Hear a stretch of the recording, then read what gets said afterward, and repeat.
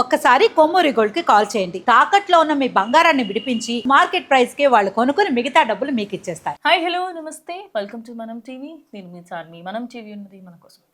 వికారాబాద్ పట్టణంలో ఓ ఘోరం జరిగింది. వికారాబాద్ పట్టణం గంగారంలో దివ్య అనే మహిళా కానిస్టేబుల్ ఇంట్లో ఉరి వేసుకుని ఆత్మహత్యకు పాల్పడిన ఘటన తీవ్ర కలకలం రేపింది.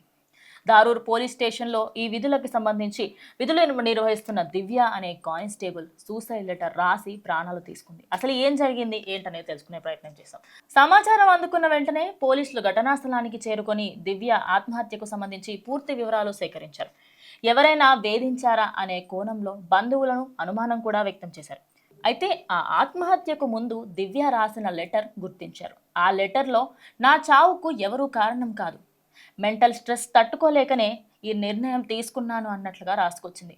నాన్న ఉంటే బాగుండు అమ్మ, నాన్న లేనందుకే నాకు ఇన్ని కష్టాలు అమ్మ, నేను నీకు భారం కాకూడదనే ఈ నిర్ణయం తీసుకున్నాను, నన్ను క్షమించు అమ్మ అంటూ దివ్య రాసిన ఈ లెటర్ ప్రస్తుతం అందరినీ కన్నీళ్లు పెట్టిస్తుంది. కష్టపడి చదివి ఉద్యోగం సాధించి అర్ధాంతరంగా తనువు చలించడంతో మహిళా కానిస్టేబుల్ కుటుంబ సభ్యులు కన్నీరు మున్నీరు అవుతున్నారు. సో ప్రజెంట్ దీనికి సంబంధించి వార్త బయటకు వస్తుంది. 2020 బ్యాచ్ కు చెందిన కానిస్టేబుల్ దివ్య హైదరాబాద్ అంబర్పేట్లో కానిస్టేబుల్ శిక్షణ పొందింది.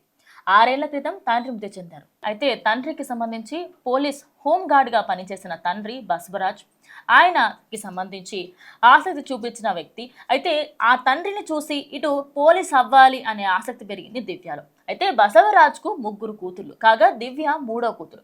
దివ్య వికారాబాద్ జిల్లా దారూరు పోలీస్ స్టేషన్లో 5 సంవత్సరాల నుండి విధులు నిర్వహిస్తుంది. వికారాబాద్ ప్రభుత్వ ఆసుపత్రి దగ్గర కన్నీరు మున్నీరు అవుతున్నారు దివ్య బ్యాచ్ కి సంబంధించి కొంతమంది మహిళలు, అదేవిధంగా కానిస్టేబుల్. దానికి గల కారణం ఏంటి అంటే ఇన్ని రోజులు మాతో పాటు ఉండి ఒక్కసారిగా ఇక తను లేదు అనేది జీర్ణించుకోలేకపోతున్నారు. ఇక పోలీసులు కేసు నమోదు చేసి దర్యాప్తు చేస్తున్నట్టుగా తెలుస్తుంది. వికారాబాద్ సిఐ రఘుకుమార్ కూడా దీనికి సంబంధించి కంప్లీట్ డీటెయిల్స్ ఇస్తాము, త్వరలోనే దీని గురించి మాట్లాడతామని కూడా చెప్పుకొచ్చారు. చూడాలి మరి వికారాబాద్కి సంబంధించి ఒక కానిస్టేబుల్ ఇలా ప్రాణం తీసుకోవడం చూస్తుంటే చాలా అంటే చాలా బాధాకరంగా అనిపిస్తుంది. ఇలాంటి మహిళలు అంటే దేశం కోసం నేనున్నాను అంటూ ముందుకొచ్చి ఇన్స్పిరేషన్గా ఉండాల్సిన ఆవిడ మెంటల్ స్ట్రెస్ తట్టుకోలేక, ప్రజెంట్ ఉన్న స్ట్రెస్ని తట్టుకోలేక, అటు ఫ్యామిలీని చూసుకోలేక నేను ఇంకా బ్రతకడం వేస్ట్, 3 కూతుర్లని సాగామమ్మా, నన్ను కూడా భరించడం ఎందుకు, నన్ను తీసుకురాకపోయి ఉంటే బాగుండు అనే ఆవేదన అనిపించిందో మరి ఏమనిపించిందో తెలియదు.